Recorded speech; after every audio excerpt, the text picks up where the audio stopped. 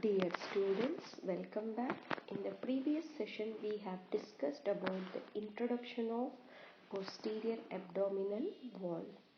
In the posterior abdominal wall, it includes four important muscles.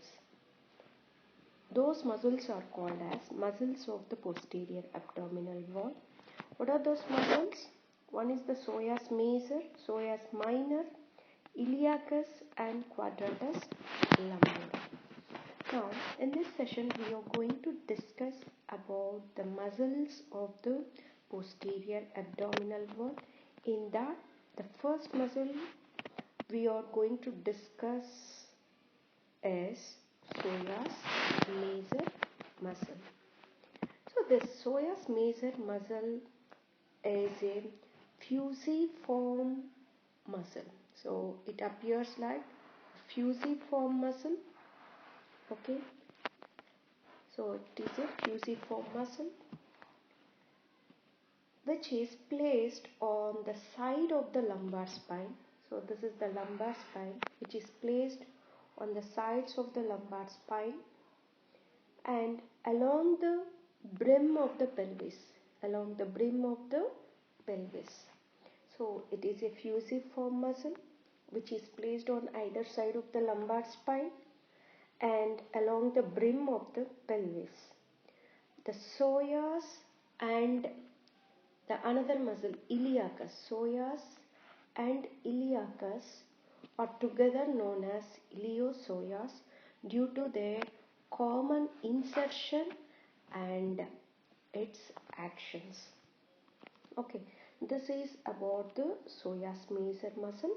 Now we are going to discuss about this origin, insertion, nerve supply, actions and some of the relations to this psoas major muscle. Okay, now we will see the origin of psoas major muscle. Okay, yes, it is getting originated from three sides. So the first one is from the anterior surface and lower borders of the transverse processes of all lumbar vertebrae. So each lumbar vertebrae will have the transverse processes, isn't it? So on the anterior surface of the transverse processes as well as the lower border of the transverse processes of all the lumbar vertebrae L1, L2, L3, L4 and L5. So this is the first origin. If you see the next origin, so by five slips, one each from the bodies of two adjacent vertebrae. So 5 slips from the bodies of two adjacent vertebrae. Okay, so you can find very clearly. So from the bodies of two vertebrae and also the intervertebral discs in between them. So some of the fibers are originating from the intervertebral disc in between them from T12 to, that is lower border of T12 to upper border of L5. So this is another origin. So the first origin is from the anterior surfaces and the lower borders of the transverse processes of all the lumbar vertebrae, that is from L1 to L5. The second one is by 5 slips from each of the bodies of two adjacent vertebrae as well as the intervertebral disc from vertebrae T12 to L5.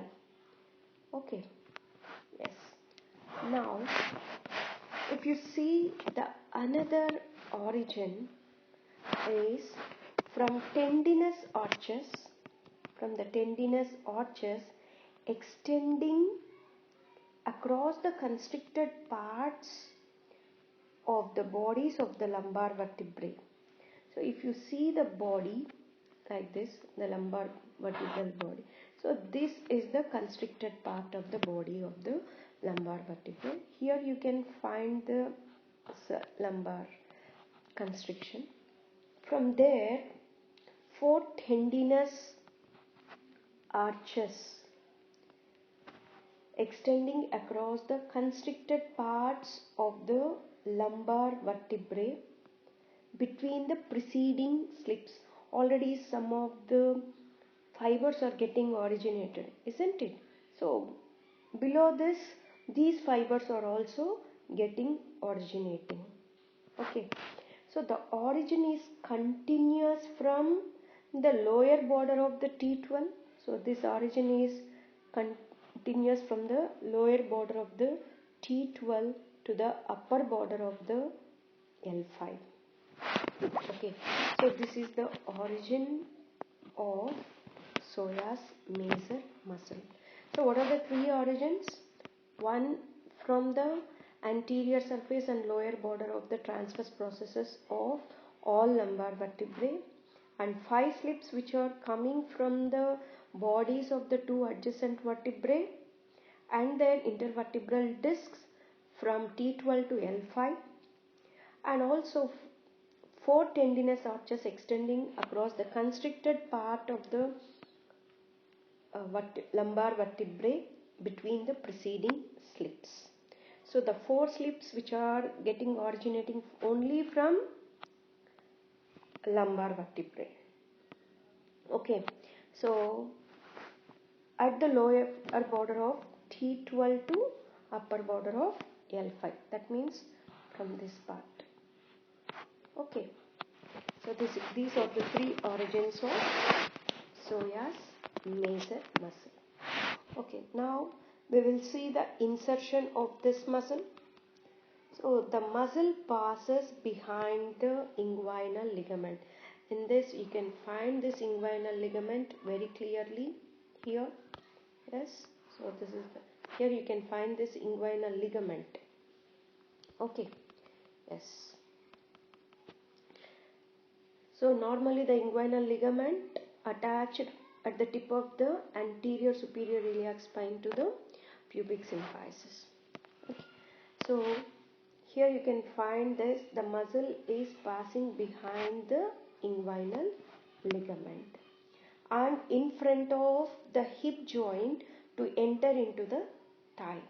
It ends in a tendon which receives the fibers from the iliacus muscle. Here you can find this iliacus muscle. It receives some fibers of the iliacus on its lateral side. On its lateral side, it is then inserted into the tip of the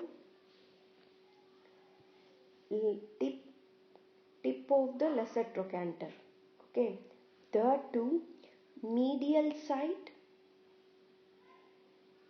and the anterior surface of the lesser trochanter of the femur, this psoas major is getting inserted. For example, so this is the lesser trochanter. Okay, so this lesser trochanter is divided into medial part and the lateral part. So this medial part and the anterior surface of the lesser trochanter, this psoas major is getting inserted. Okay, so this is the insertion of the psoas major muscle. If you see the nerve supply, innervation of this muscle branches from the roots of the spinal nerves of L2, L3. Main branches are L2 and L3. So L2 and L3 are going to supply to this muscle, and sometimes L4. Sometimes L4. So this is the nerve supply of the psoas major muscle. If you see the action of this muscle, so when the iliacus,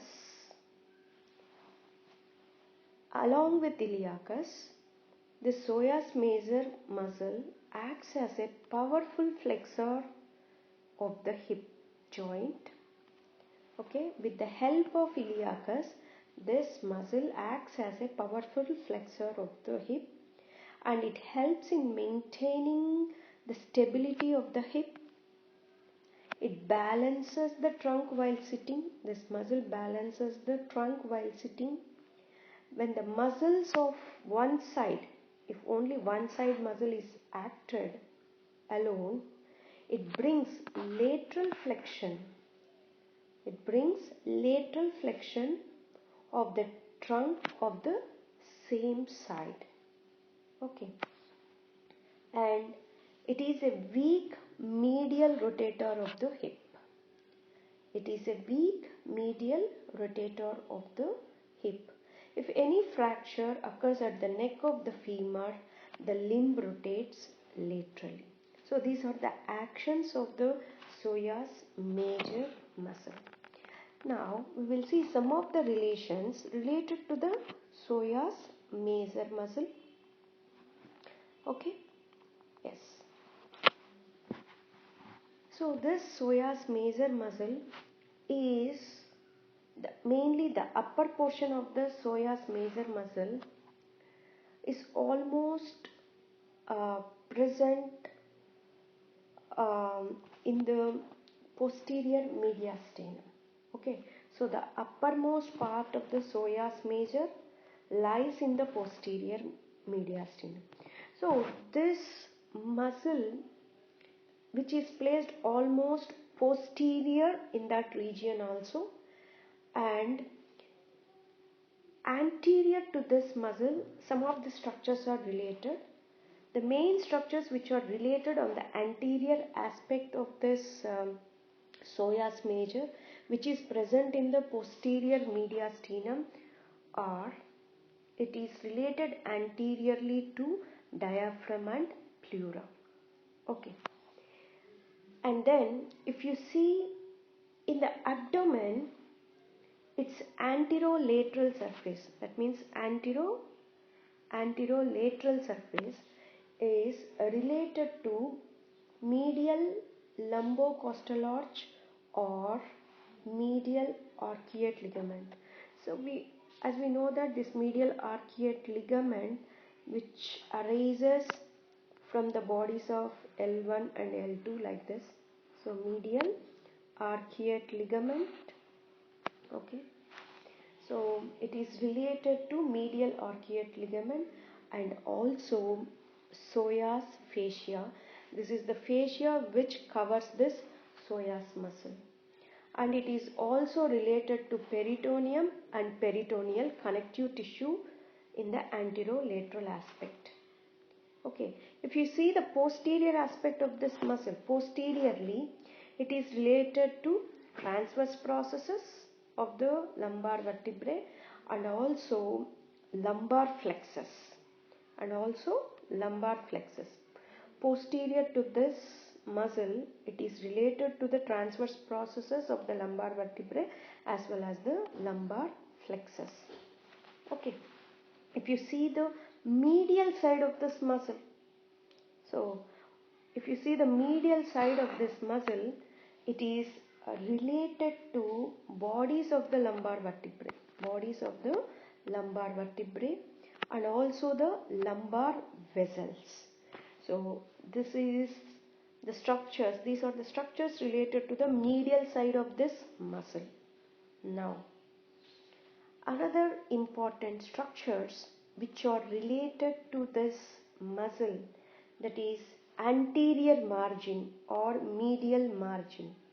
So anterior margin or medial margin to this muscle is mainly related to, so we have seen the structures which are related on posteriorly, anterolaterally as well as medially.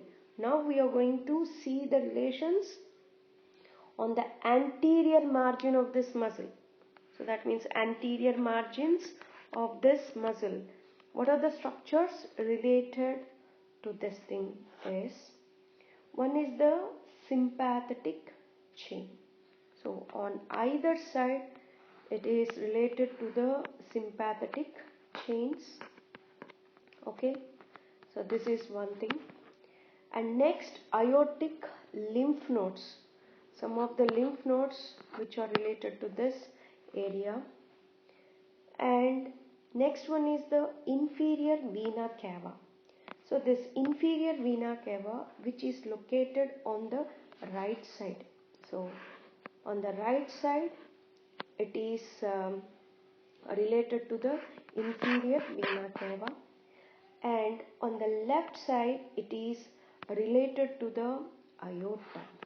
So on the left side it is related to aorta as well as some of the external iliac vessels along the pelvic brim. So these are all the structures related to the psoas major muscle. So this is all about the psoas major muscle. In the next video we are going to discuss about the psoas minor muscle. Thank you.